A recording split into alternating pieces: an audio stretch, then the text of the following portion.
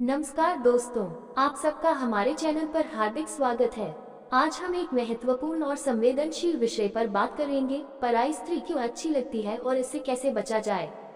यह विषय न केवल एक व्यक्ति की सोच को दर्शाता है बल्कि रिश्तों की गहराई और उनके महत्व को भी उजागर करता है। पराई स्त्री क्यों आकर्षित करती है। एक, नयापन और उत्सुकता। अक्सर लोग अपने रिश्तों में स्थिरता के कारण उत्साह खो देते हैं और नया अनुभव खोजने लगते हैं। 2. संबंधों की समस्याएं। जब दाम्पत्य जीवन में समस्याएं होती हैं, तो व्यक्ति किसी और में सुकून ढूंढने लगता है।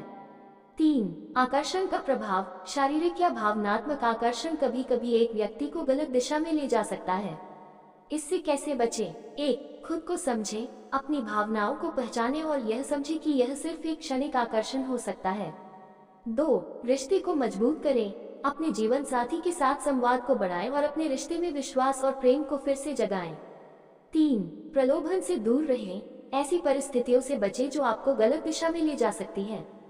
4. आत्मनियंत्रण का विकास करें।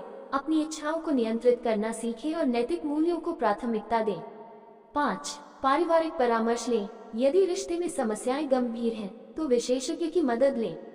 एक इमोशनल स्टोरी। ये कहानी है एक व्यक्ति की जो अपने जीवन साथी से अनबन के कारण किसी और की ओर आकर्षित हो गया।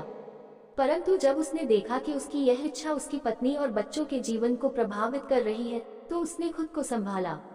उसने अपनी गलतियों को स्वीकार किया और अपने रिश्ते को बचाने के लिए मेहनत की।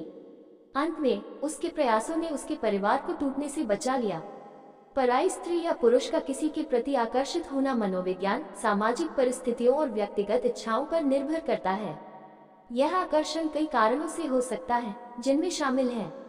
1. मनोवैज्ञानिक कारण। नवीनता का प्रभाव। अक्सर नई चीजों या व्यक्तियों के प्रति आकर्षण महसूस होता है।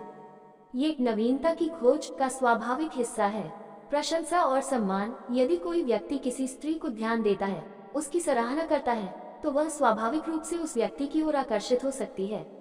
भावनात्मक जुड़ाव। यदि एक स्त्री को उसके मौजूदा रिश्ते में भावनात्मक संतुष्टि नहीं मिल रही है, तो वह बाहर उस संतोष की तलाश कर सकती है। 2. सामाजिक और व्यक्तिगत कारक। सामाजिक तुलना। कभी कभी लोग दूसरों के जीवन की तुलना में अपने जीवन को कमतर समझते हैं और आकर्षण पैदा होता है।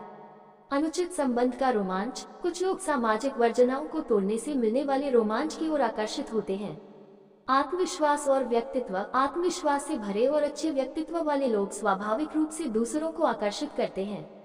3. प्राकृतिक प्रवृत्ति। आकर्षण की जैविक प्रकृति। मानव स्वभाव में ही है कि वे सुंदरता, अच्छे स्वभाव या कुछ विशेष गुणों की ओर आकर्षित होते हैं।